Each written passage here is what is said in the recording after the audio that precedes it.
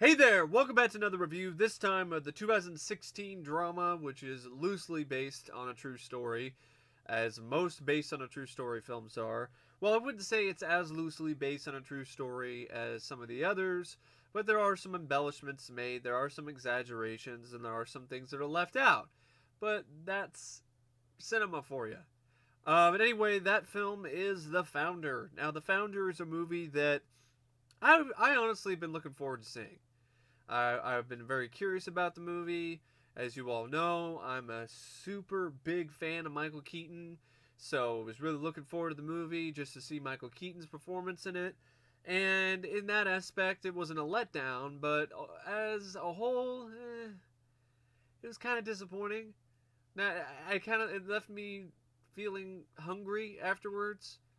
It's like if I went to McDonald's and I ordered a combo meal and I didn't feel satisfied afterwards. And I still felt like I needed something more. And that's kind of how I felt about The Founder. Now, I'm not saying it's a bad film. I'm just saying I wouldn't call it a great movie, and I don't necessarily agree with 84% Rotten Tomatoes. I wouldn't really call this a super fresh, amazing film because it's a tale of two halves for me. It's like one half is delicious, and like the first half, the build up, the rise to fame, and the stuff with Mick and Mac, the original McDonald's brothers, and that stuff is interesting, and that's the kind of thing that actually is very fascinating to watch.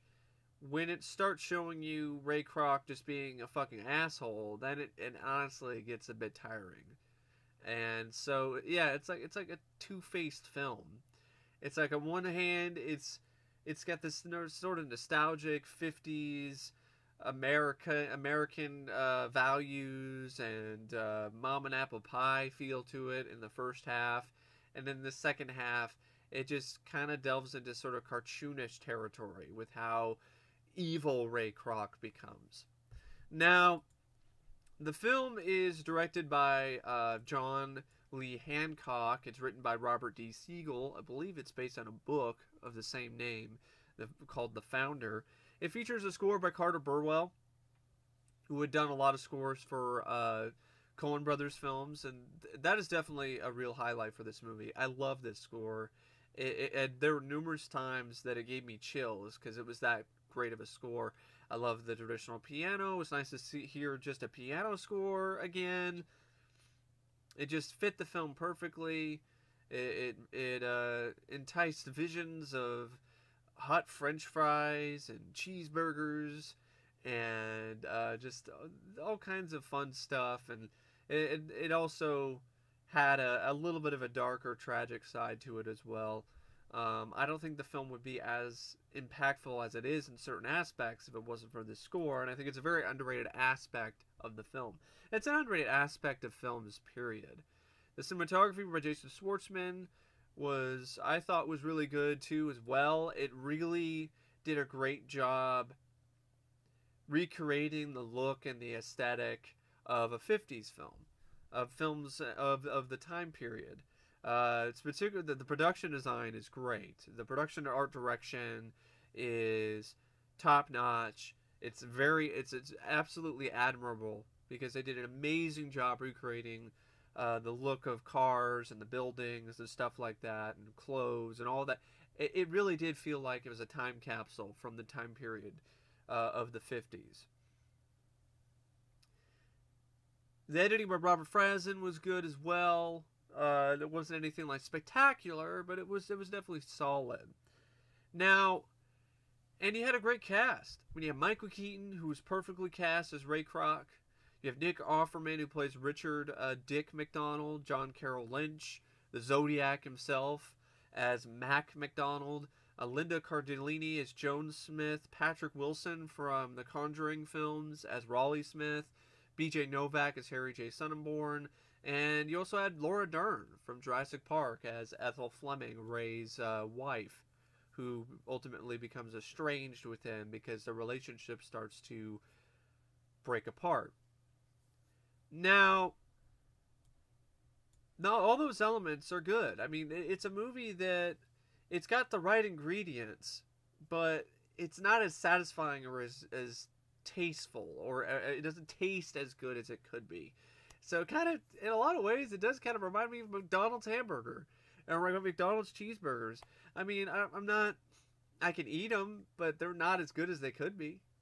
So, anyway,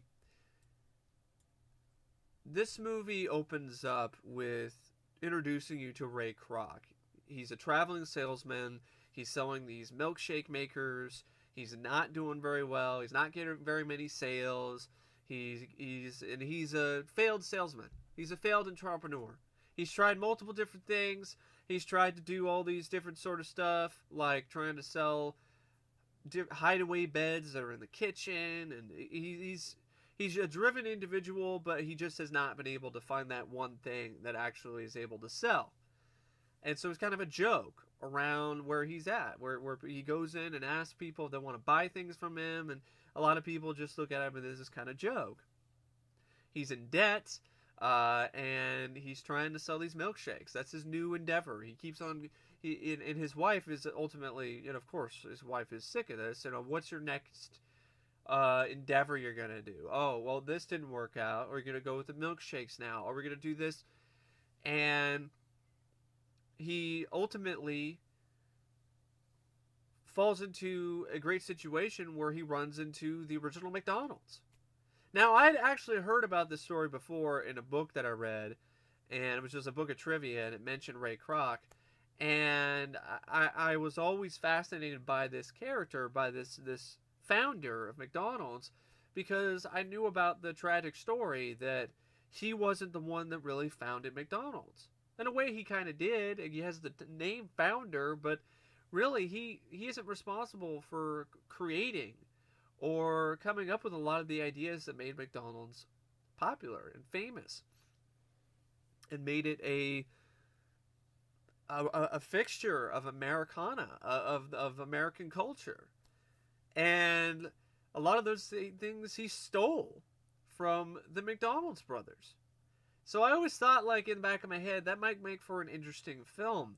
And it is an interesting movie. It's just not as entertaining as it could be because of this focus on Ray Kroc. I think if they focused on the brothers and then they had Ray Kroc as the perfect antagonist, I think the film would be stronger. Because as it is, it's kind of hard to watch eventually, because it just gets to the point where Ray's just such a scumbag that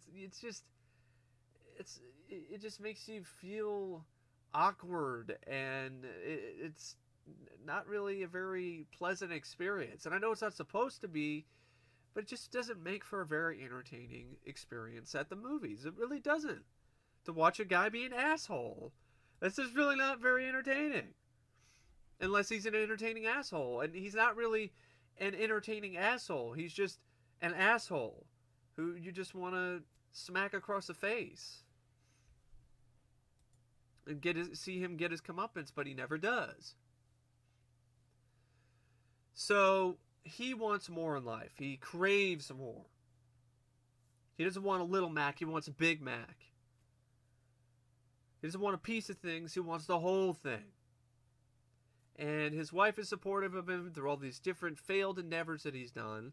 He's saved enough money to live a comfortable life, but he wants more. He needs more.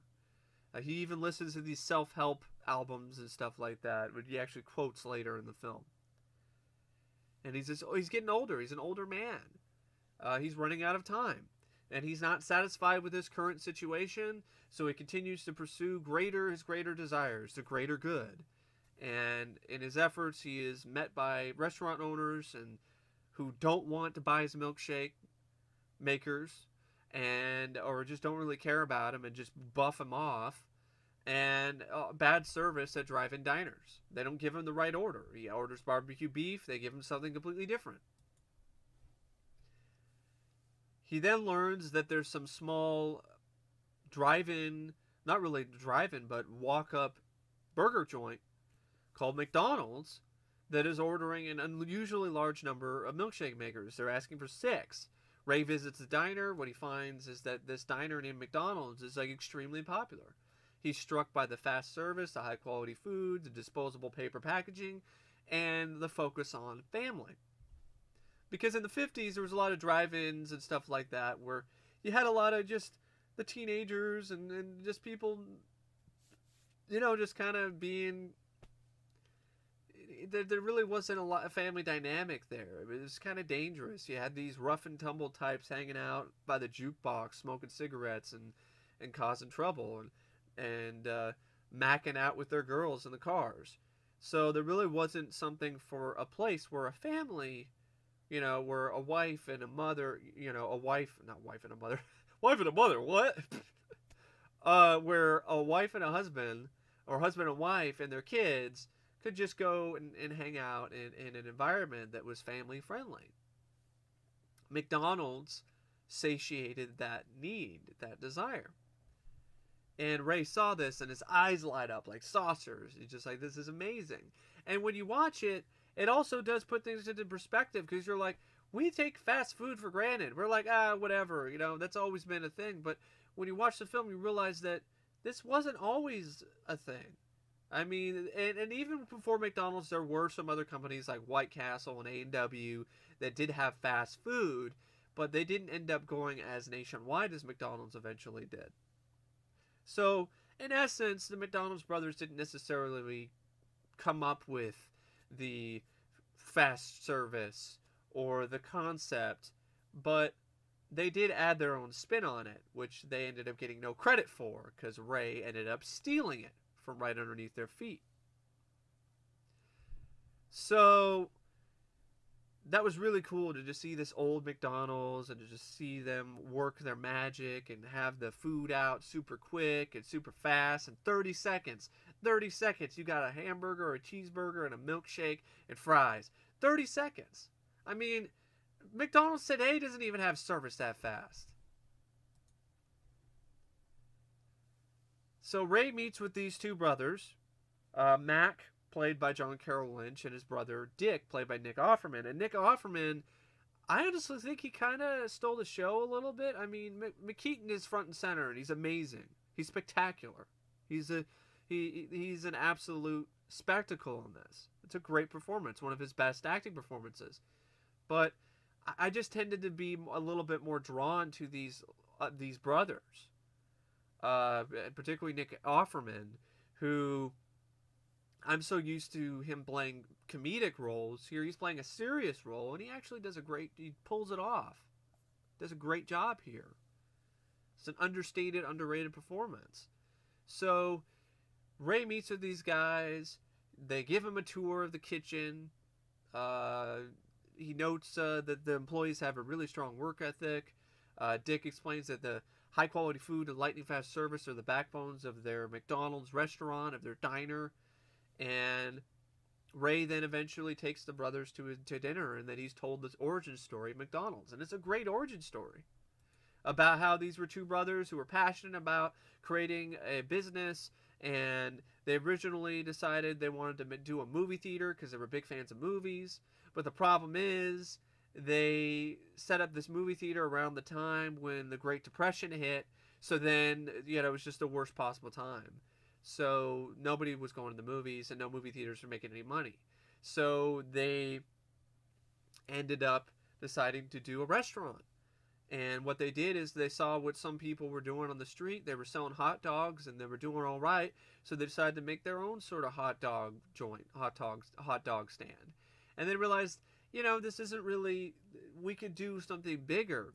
So they saw a good opportunity at a place in California called San Bernardino.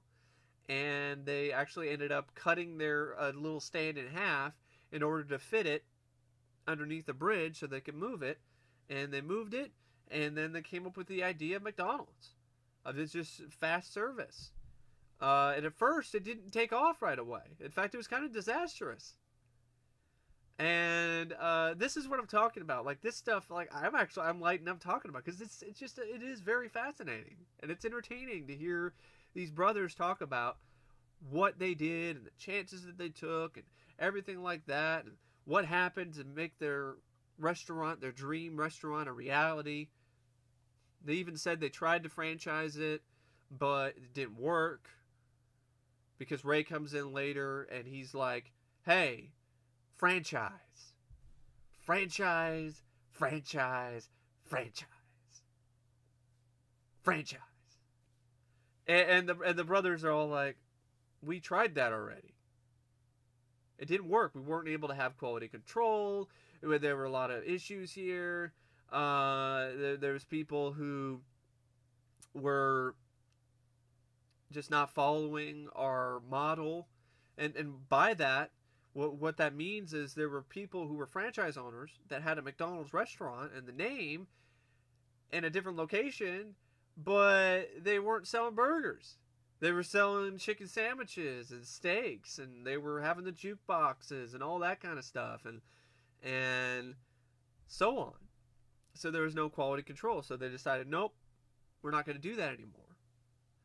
Ray ends up getting rejected. So then by the McDonald brothers, for the franchise option. So he returns to his podunk, dead-end sales job.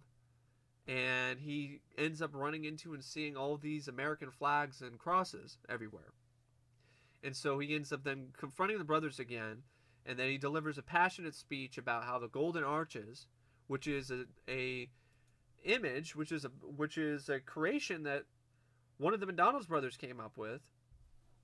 I believe it was Dick. It was Dick's idea, the Golden Arches, which ultimately Ray would eventually take as his own, which is totally not the case.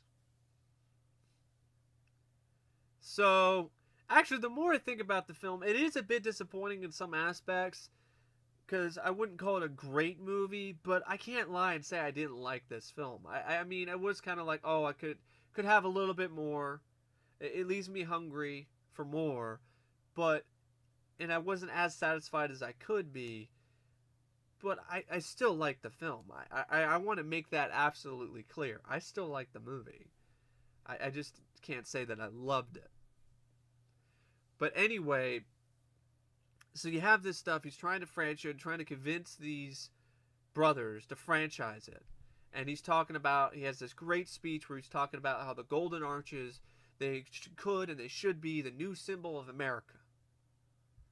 And the brothers owe it to their country to make this reality, to make this franchise happen. And he says, what we can create is the new American church. McDonald's, the new American church. Because on Sunday, that's open 7 days a week. Because churches are only open on Sundays, the new American church, McDonald's, can be open 7 days a week. And that's actually rather profound, because it's kind of, a lot of families would. They would gather together and spend time with one another at McDonald's. See, back then, folks, just having a cheeseburger or a burger and some fries and a shake, that was a big deal. That was a big event for a lot of people. That was going out to eat. Nowadays, it's just like, eating fast food is kind of demonized by people. You're eating fast food, you're eating McDonald's, well then you're poor and you're cheap and can't afford real food then. So, I mean, it's kind of like, it is an interesting contrast to see McDonald's be so glamorized here. And also in a film that also, ironically enough, tears down the company and shows this seedy dark side that McDonald's probably doesn't want you to know about. And excuse me for that. I know some people kind of been wondering, like, if that happens, they're like, what is that? Freak me out. It's just, I have a stand set up. It's like a makeshift stand for my microphone, and it's like a box. So I get kind of animated with my hands, and sometimes I hit the box. So I apologize for that if I freaked anybody out. So they eventually do decide, okay, all right, because it was Dick's dream to have the franchise, and so they agree to take a chance. So they are wary of Ray, but they end up, all right, well, franchise. Let's try a franchise. but only on the condition that Ray agree to a contract that stipulates that all business decisions must go through Mick and Mac. I mean, Mick and Dick. Mac and Dick. Mick and Mac is the name of the Mick kids from that Nintendo game. So Ray signs the contract. He commences work. Work goes. And he starts setting up these restaurants. And there's trouble with training the staff, and they have a hard time meeting the quality standards, and the same mistakes are happening where Ray was going into these country clubs and getting people that he knew and who were rich and affluent to buy franchises, but then they go in and make McDonald's something that it isn't. Selling chicken sandwiches and selling burgers with lettuce. And there's a great scene where Michael Keaton goes in and he takes a burger with lettuce, and he goes to the golf course, the country club, and confronts the guy that bought a franchise from him, and he's like, "What is this? What is this? It's lettuce. This isn't what McDonald's is about. We're not gonna have lettuce on the burgers." So what do you think? Oh, you were advertising to us. It would be a nice way for us to make money. What? Are you our boss or something? Are you, what? You making the burgers? So there's this controversy with the people that are investing in these new franchises. And, but Ray, he just becomes so passionate about everything. And they're selling fried chicken and corn on the cob and the lettuce with the burgers, and he just feels betrayed. So he severs these connections with all of these wealthy owners, and so he comes up with this great idea. And I gotta give Ray credit for this. This might be one of the few things that Ray actually did where he actually came up with something that he could actually take credit for, because it's actually something that he went ahead and did. Not ideas that he stole from the McDonald's brothers. So, and this idea was to take and give opportunities to the middle class, hardworking families, to give franchise opportunities to people who normally would not get these opportunities, but if they were given these opportunities, would give 110%. And he gave these people the opportunity to live the American dream. And I gotta give Ray a lot of credit for that. He may be an asshole. He may have stepped on necks and drowned people to get where he wanted to get in life, to become the $700 million man of McDonald's. But, he did give a lot of these people opportunities they would have never had back then, and they would never have today. And that's something that I do find admirable, and I do wish a lot more businessmen and a lot more companies would give opportunities like that to people, who may not be necessarily as experienced as some other person, but they would make up for it by their passion and by how much they would give into the business, and how much and what they would do, whatever it took. They would learn. They would do whatever it took to keep the business and to make it flourish, because it's an opportunity of a lifetime for them. And so that was a great idea on his part. And this idea blew up. It was huge. It was in contrast to the indifferent rich owners, because these new owners were more than willing to follow Ray's demands, because he's giving them the opportunity of a lifetime. So business for these McDonald's franchises, it begins to explode. And the brothers begin to note that the original restaurant is no longer being referred to as McDonald's number 1, which of course irks them, understandably so. And things are getting so successful with McDonald's that Ray is contacted by a wealthy Minnesota restaurant owner named Raleigh Smith, played by Patrick Wilson. Ray ends up falling in love with Raleigh's wife, because he's flattered about the restaurant owner wanting to do wanting to have a McDonald's franchise of his own, but he's too busy ogling his wife. And this is where the character starts to shift from this guy who's driven and he's focused and he wants big things and he's willing to give people chances and opportunities they would never have before. But now he starts to get This is where his ego starts to grow to the size of Texas. And he just ends up becoming this completely different character. There's a nice little sweet scene, though, where Michael Keaton is actually singing. And he's singing Pennies from Heaven in a little duet with Linda Cardellini, who plays Raleigh's wife, Joan. That was actually a nice, sweet scene. And the business is exploding, but Ray is getting nothing because the cost of running the McDonald's chain and his contract means that he receives little to no profit. He barely gets anything. So Ray is then further aggravated, further pushed over the edge when he calls the McDonald's brothers. He's like, "Hey, I gotta get out of this contract. Yeah, I need more than 1.4%. I need more than that. The costs are too much. I'm not making anything." And he already put out a mortgage on his home in order to be able to afford the first franchise. He's got a final notice on his house. He's running he doesn't have the money. And the McDonald's brothers refuse to change the soundtrack.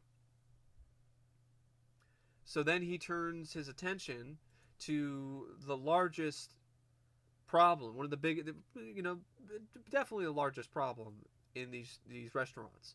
Some of the costs, the refrigeration costs for the ice cream, for the milkshakes. It's too much.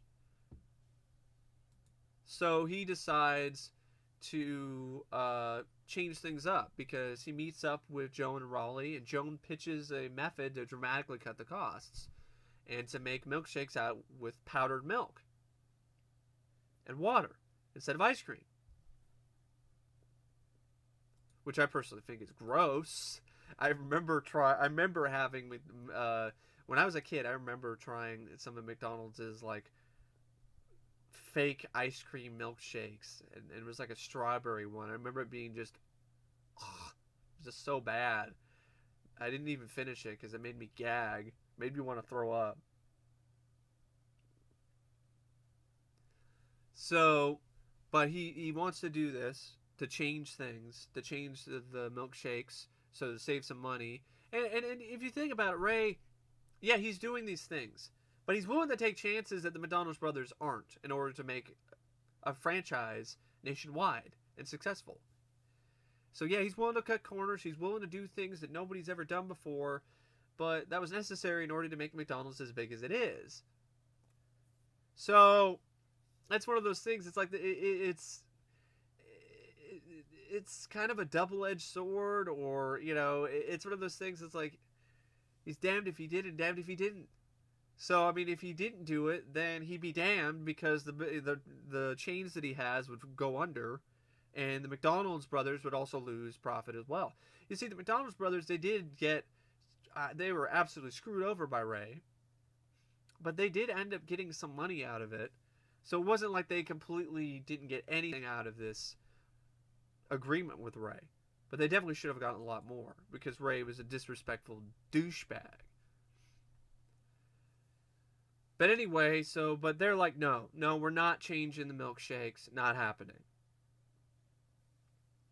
So while Ray is at the bank trying to dispute the final notice, he meets up with this guy named Harry Sonnenberg, played by B.J. Novak, who is a financial consultant for Tasty Freeze.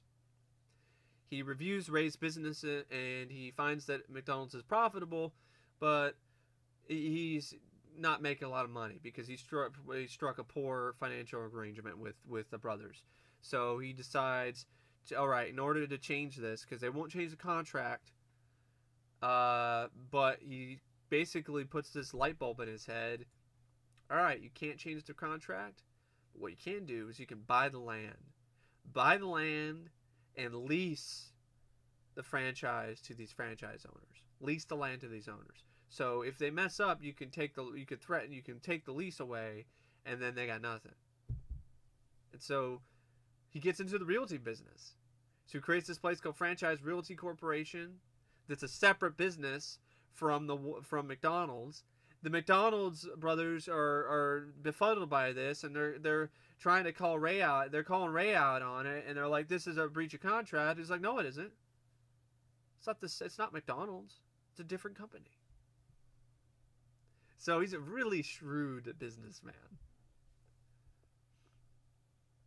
He uses Dick's golden arches as a symbol, as a logo, and the brothers threaten to take Ray to court, but Ray merely points out that though he'd probably lose in court, he has enough money and lawyers to drag the case out until the brothers would be forced to declare total bankruptcy. He's just telling him it's a separate company. He goes ahead and makes the powdered milk the standard for every McDonald's store, except the one owned by the McDonald's brothers. He ends up divorcing with his wife Ethel, played by Laura Dern. He then also screws her over because he says, all right, she can receive the house and other financial support, but she will not receive a single share of McDonald's stock. He even says, not going to happen. He then meets with other lawyers to get him completely out of his contract with McDonald Brothers by any means necessary. And Mac ends up suffering a stress and diabetes, kidney failure. He gets hospitalized because of all this lawsuit and stuff going on. And Ray visits Mac in the hospital, and a gesture of goodwill. He gifts him with a blank check. It is just such a fucking dick. He's such an asshole. Like, even this moment, he's like, this guy's, he's in the hospital, and it's still got to be all about Ray. It's got to be all about him. So he has a blank check, and in 1961, the brothers demanded 3 terms to end the matters entirely. They received $2.7 million, 1% of all future earnings from the company, and full ownership of the original McDonald's restaurant, which they plan to pass on to their employees. Ray privately expresses his anger about this, but he agrees to these terms. But at a meeting to sign these terms, Ray pleads that while he fully intends to provide 1% of all earnings, he can't put this in legal writing due to the possibility of spooking current and future investors. He instead offers a handshake deal on the term, and the other points are legally signed. And they don't get anything. They do not get the 1%. They never get the 1%. And Ray is just such a piece of shit at this moment in time. I mean, earlier there's a scene where he's talking to McDonald's brothers, and he's completely changed his attitude about things. He's a total scumbag, and he's saying lines. It's so bad. I mean, it's unbelievable how scummy this character becomes. He says a line that you hear in the trailer where he's talking about,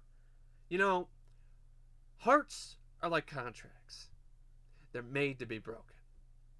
And then he talks about what he would do with other investors, with other competitors. And he says, if I saw a competitor drowning, I'd shove a hose down his throat. He's just cutthroat. And it's a great performance of Michael Keaton because he does a great job playing this character. So ultimately, he then has a scene where he's talking to Nick Offerman's character, Dick McDonald. And this is after they've signed the blank check and the agreement's made. And, they have a conversation. And Dick is trying to say, you don't own McDonald's. He's like, you sure about that? Because really, kind of does. And what he does is he ends up, by contract, and Dick asked Ray why he absolutely had to own the McDonald's brothers chain of diners when he could have made it much simpler to steal their idea and make his own fast food franchise. And Ray says, I didn't do that because I fell in love with the name. Crocs sounds awful. McDonald's. There's a certain ring to it. And his control of the franchise's present and future now complete. He sets about rewriting the past by handing out business cards and attending political functions, declaring himself the founder of McDonald's, and telling these long-winded stories about how the company was built up from the ground solely by him, which is total bullshit. And he even steals quotes from the self-help album that he was listening to when he was a struggling entrepreneur. And the McDonald's brothers, by this contract, were forced to take their name off the original restaurant and were never paid the royalties from Ray's handshake agreement. Furthermore, Ray opened up a McDonald's franchise directly across the street from where the original McDonald's was and put them out of business. He ran them out of business. Just completely killed them. choked the life out of them. It's bad enough he stole their idea, he stole their name, he stole these concepts. He didn't have an original idea at all, except for maybe giving franchises to middle-class families to run. That's the only original idea he had. He stole the milkshake idea. He stole the idea for the fast service. He stole the arches. He stole the name. And he ran the original McDonald's out of business. And the film closes in 1970 with him preparing a speech where he praises himself for his success in his elaborate mansion with his new wife Joan, because he even took Raleigh's wife.